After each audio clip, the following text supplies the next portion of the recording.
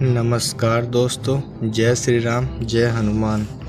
तो दोस्तों, अगर आपके छत पर धम धम की आवाज़ आती है या फिर कभी कभी मेन गेट के बजने की आवाज़ आती है, ऐसा बहुत लोगों के साथ होता है। इसके कि रात में छत के ऊपर ऐसा प्रतीत होता है कि कोई चल रहा हो।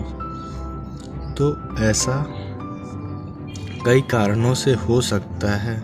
तो चलिए देखते हैं कि बागेश्वर धाम सरकार द्वारा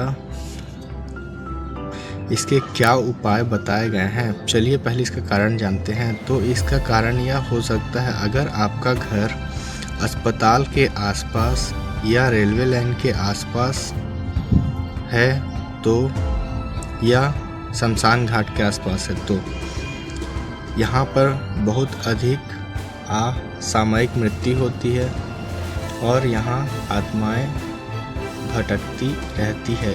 इस कारण से अगर इसके आसपास आपका घर है तो वहाँ पे ऐसी आवाज़ आ सकती है। तो इसके लिए बागेश्वर धाम सरकार ने एक बहुत ही साधारण उपाय बताया है। तो अगर आपको इस उपाय को जानना है तो कमेंट करके बताइएगा, मैं इसके ऊपर वीडियो बना दूंगा।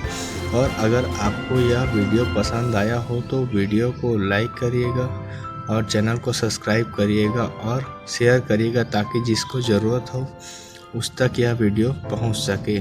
धन्यवाद।